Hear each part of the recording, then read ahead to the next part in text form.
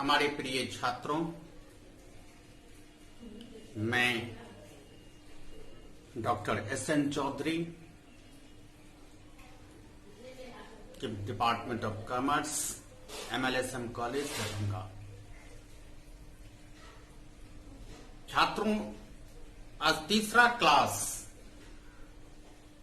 मैं पार्ट 1 के छात्रों का लेने जा रहा हूं। BMS का चैप्टर का नाम है स्टॉक एंड शेयर। हम 3, 4, 5, 6 क्लास 5-6 हिसाब हम सॉल्व कर चुके हैं प्रश्न को। लगता है आप लोगों को लाभदायक हुआ होगा।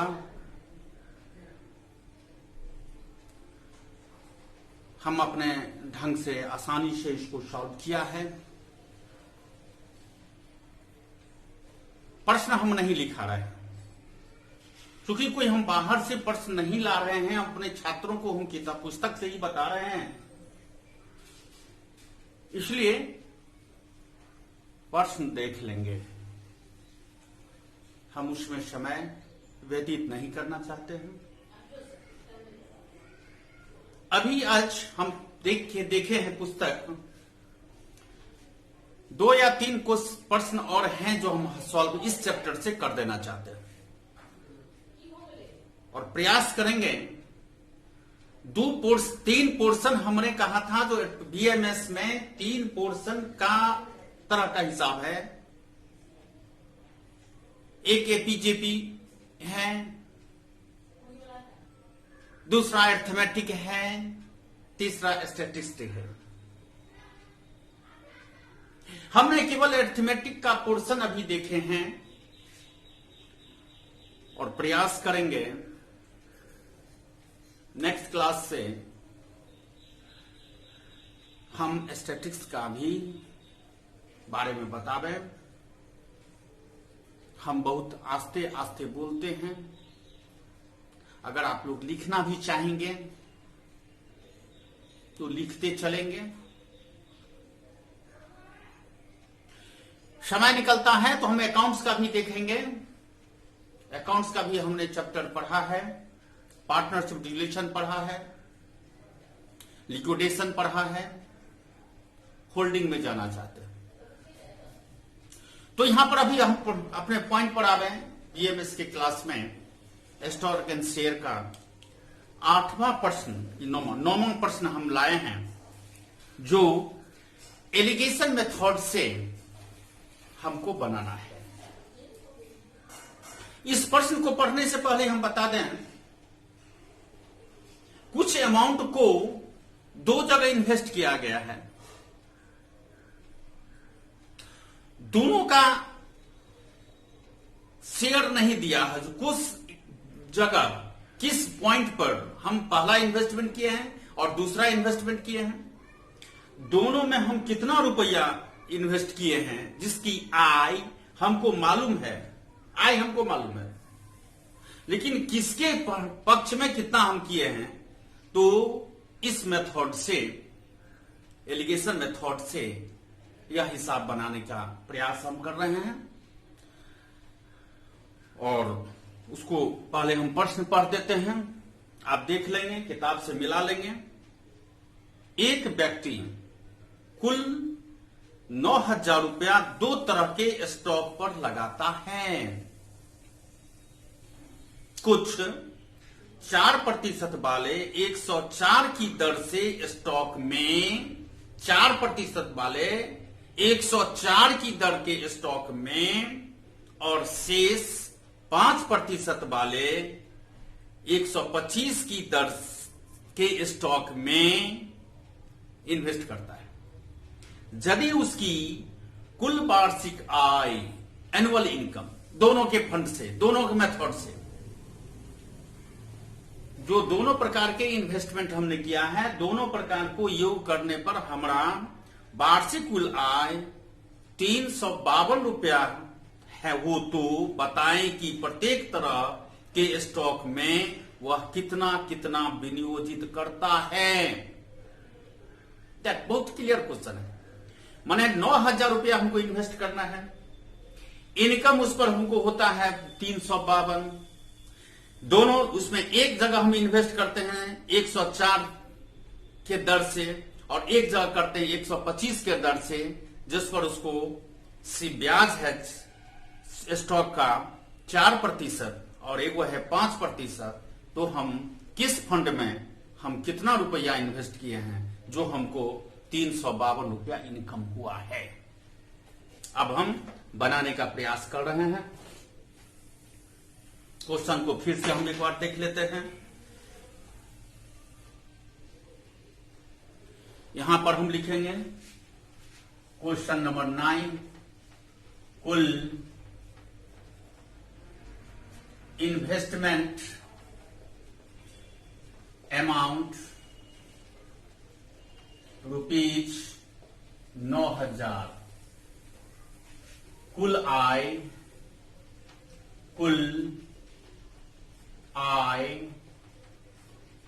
₹352।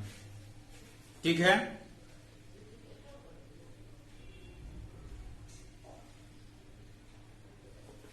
तीनों का औसत आय, तीनों का औसत आय जिसका लिख देते हैं, जिसका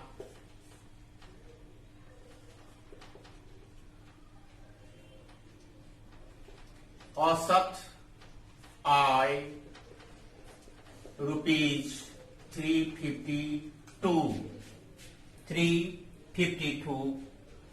इसका कैलकुलेशन है, जिसको आप बैठा सकते हैं।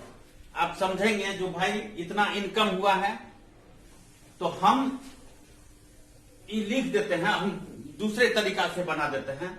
इन्वेस्टमेंट यहां लिखते हैं, इन्वेस्टमेंट यहां लिख देते हैं इनकम। इन्वेस्टमेंट है 9,000, इनकम है 352। ये हो जाएगा इतना, ये हो जाएगा x। तो यहां 100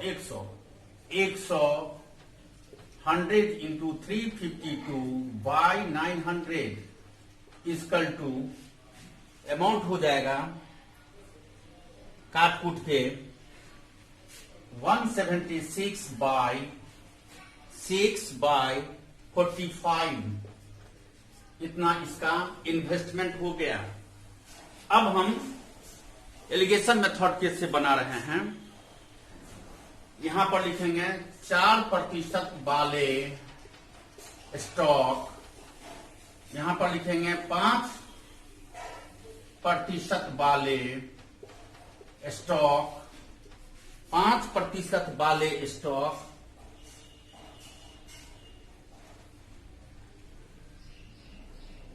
तो 4% वाले स्टॉक का हो जाएगा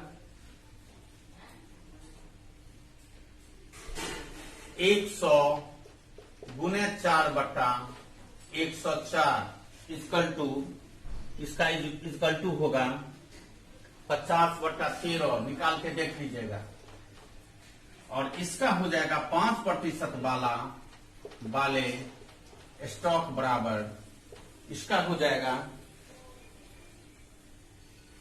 100 गुने 5/125 बराबर 25 चौका 25 पंच 4 बराबर 4।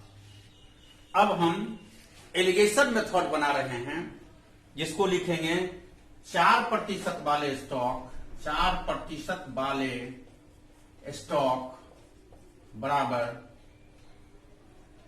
50/13, 50/13। यहां पर लिखेंगे 5% वाले स्टॉक पर 4, दोनों का समीकरण हो जाएगा, एलिगेशन मेथड हो जाएगा 176/45। फिर इसका इसमें जाएगा। अब इसको इसमें से घटाएंगे, 50 वर्किंग करेंगे 50/13 माइनस 176/45, इसका वर्किंग होता है, इसका वर्किंग होगा 4/13। ठीक है, सॉरी एक सेकेंड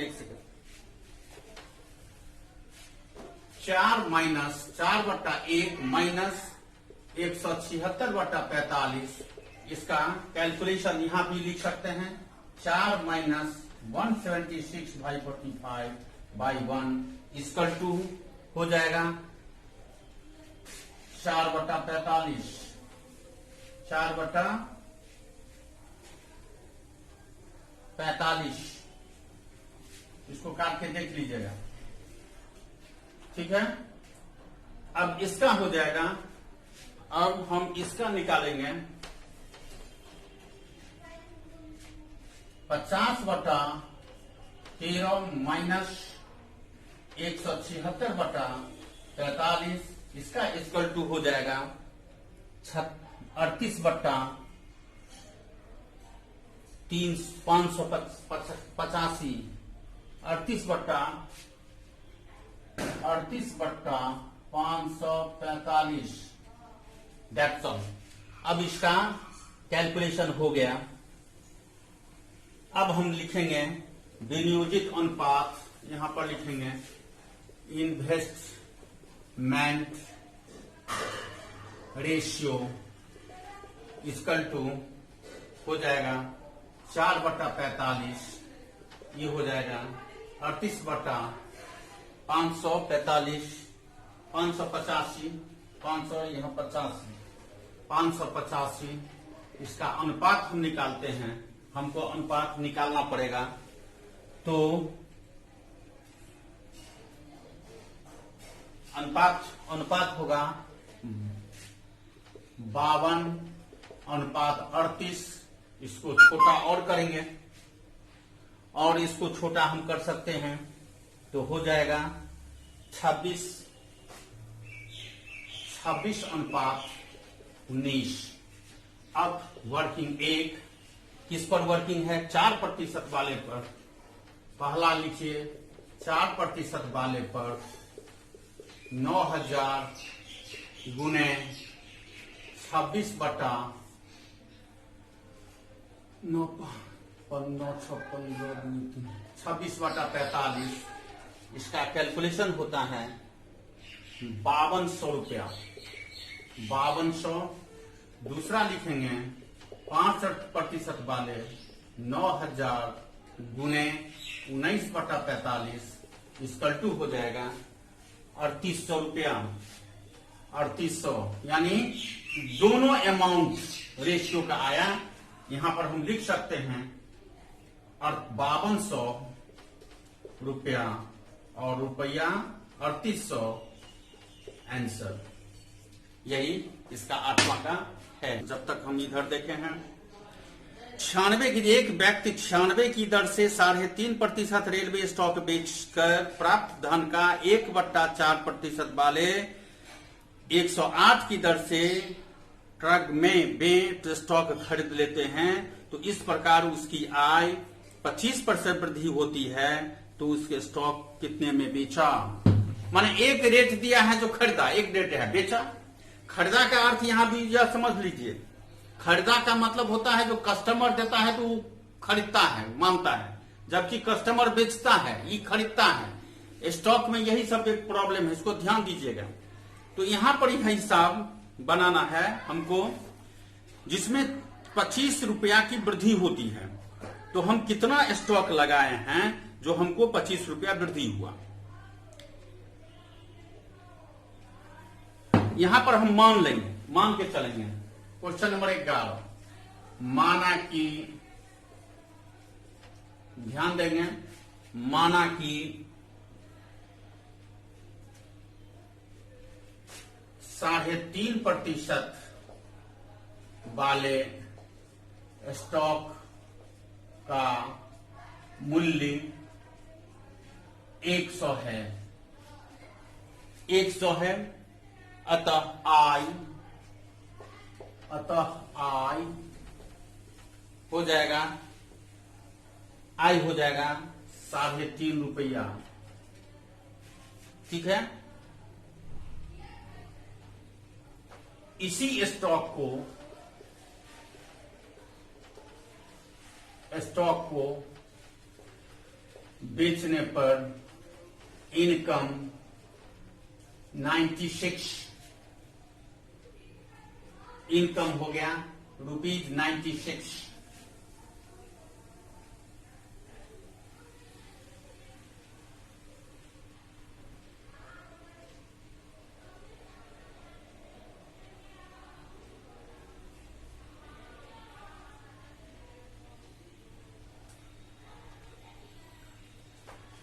₹96 वाले स्टॉक पर 4.1/4 की दर से लगा दिया जाता है।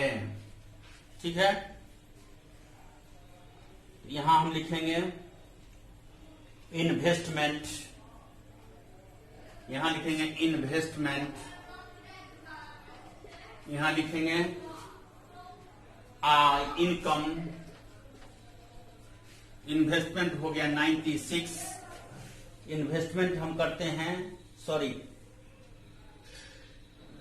इन्वेस्टमेंट करते हैं 108, इनकम होता है इतना, तो 96 पर x, यहां पर हम निकालेंगे, इसका कैलकुलेशन होगा 96 into 17/108 into 4, इसका हो जाएगा 102/27। फिर इसका पूर्णांक में लाएंगे, होल में लाना है 3.21/27 आएगा। अब हम नेक्स्ट काम करेंगे, दोनों का अंतर निकालेंगे, यानी अंतर बराबर कितना हो जाएगा, 102/27 माइनस 3.1/2 इक्वल टू आ जाएगा, इसका अंतर आ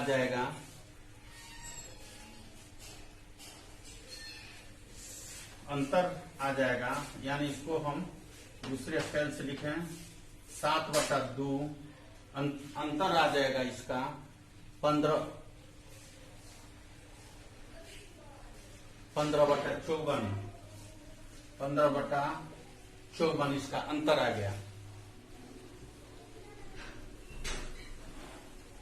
अब देखिए कितना हमको इन्वेस्टमेंट होगा, यहां लिखेंगे स्टॉक, यहां लिखेंगे डिफरेंस, स्टॉक हो गया 100, डिफरेंस हो गया 15/54, अगर मेरा डिफरेंस है 25 तो ये हो जाएगा x, यानी 100 into 25 by 54/15 इसका 2 हो जाएगा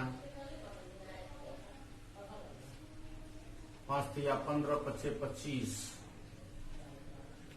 18 या 54, 18 × 90 रुपीज, 9,000 रुपया आंसर हो गया इसका स्टॉक खरीदा। ठीक है, ये भी समाप्त हो गया। एक और सवाल देके हम लास्ट करने जा रहे हैं, इसके बाद बहुत सारा चैप्टर हमको पढ़ाना है, हमको बात को ध्यान में रखकर, टाइम शॉर्ट है, इसलिए उसको हम क्वेश्चन फिर खोज रहे हैं। हम एक क्वेश्चन खोजे हैं 21। देखिए ये भी बहुत आसान है, बनाने का प्रयास कीजिएगा, बहुत आसानी से बन जाएगा। एक मनुष्य ने ₹25 के शुगर मिल ऋण पत्रों को 112 दर से बेचा। एक मनुष्य शुगर मिल को पैसा दिया ₹2500, जिसका रेट था ₹112। प्राप्त धन 6% वाले अशोक पेपर मिल ऋण पत्रों का 70 की दर से खरीदा। उसको खरीद लिया 70, अशोक पेपर मिल इससे खरीद लिया 70 की दर से। इसी प्रकार वार्षिक आमदनी ₹15 कम हो गई, जिसके इनकम इसका कम हो गई, तो प्रथम स्टॉक पर ब्याज की दर क्या होगी? हमको दर कहता है भैया निकालने के लिए। बाबू जरा ध्यान से क्वेश्चन पढ़ोगे क्वेश्चन 2 बार 4 बार पढ़ोगे, आसानी से बनेगा, ये ध्यान देना।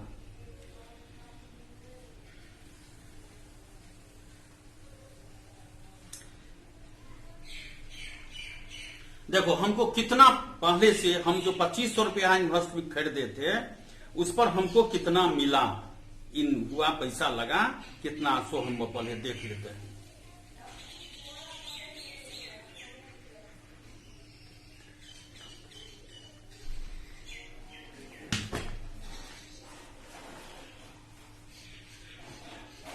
क्वेश्चन नंबर 21,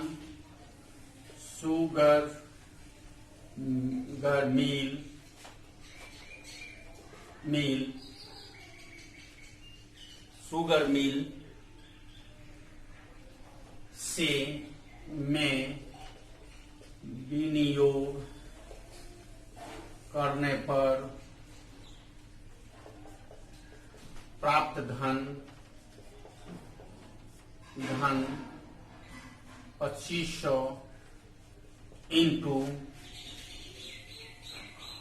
112/100, इसको काटेंगे तो ₹2800 हुआ।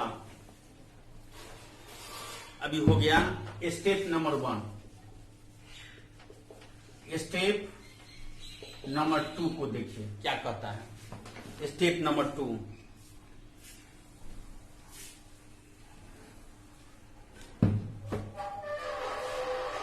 अब ₹2800 को अशोक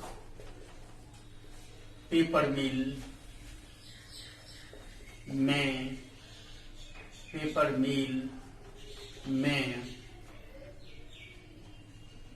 6% की दर से बेचा। 6% की दर से बेचा।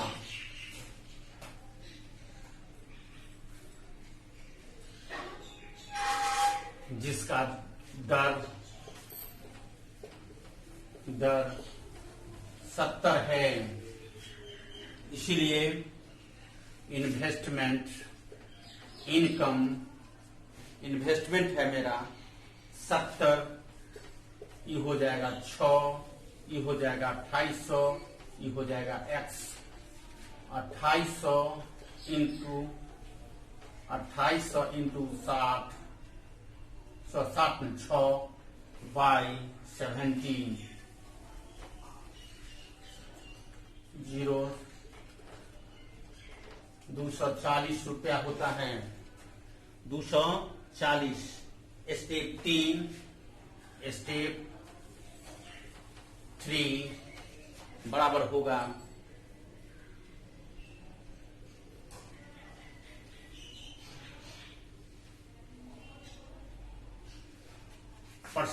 according to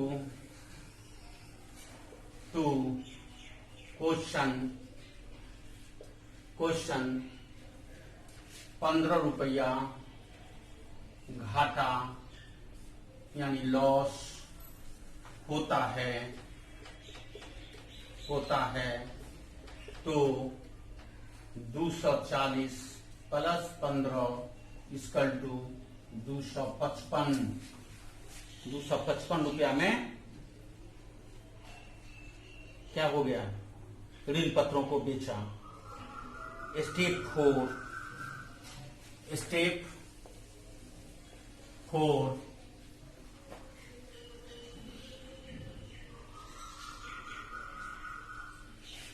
फर्स्ट स्टॉक पर ब्याज की दर यहां लिखेंगे स्टॉक, यहां लिखेंगे आई, स्टॉक है कितना 2500, स्टॉक है 2500, आई हो जाएगा 255, ई हो जाएगा 100, ई हो जाएगा एक्स। तो 100 गुने 255 बाई 2500, दोनों जीरो कट जाएगा, 25 से हो जाएगा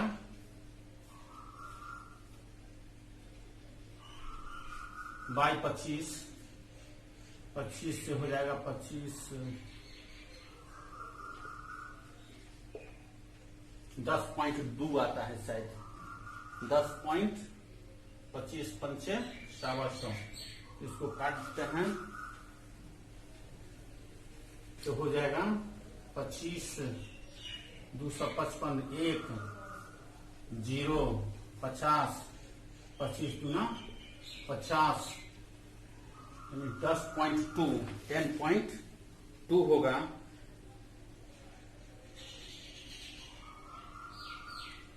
हमारे समझ से 10.2 होगा, 10.2% आंसर। दैट्स ऑल बाबू, हम बताए हैं आप लोगों को स्टॉक एंड शेयर का। 1-2 लेसन और बचा हुआ है इसमें अरिथमेटिक पोर्शन में, थोड़ा हम बाद में देख लेते हैं, लेकिन थोड़ा थोड़ा हर चैप्टर हर चीज को छूना है, देखना है, छूना नहीं है, बताना है आप लोगों को। ऐसा नहीं हो जो अरिथमेटिक पोर्शन पूरा कंप्लीट हो जाए ऑनलाइन क्लास में और स्टैटिक्स का नहीं हो, एपीजेपी का नहीं हो। कि इस दोनों के दृष्टिकोण से देखने के बाद हमको लगता है जो थोड़ा थोड़ा उसमें भी से क्लास लिया जाए, एपीजेपी का भी क्लास लेंगे, हो सकता है, देखते हैं, डिस्कस करते हैं, अध्ययन फिर हम अध्ययन करेंगे जिसमें एपीजेपी का क्लास लिया जाए या स्टैटिक्स का लिया जाए। इसी सब दृष्टिकोण सोचते हैं, हमारे दृष्टिकोण से आपको यह अच्छा लगता होगा। हमें भी अच्छे लगते हैं जो ऑनलाइन हम क्लास लेते हैं, आनंद भी आता है। Thank you.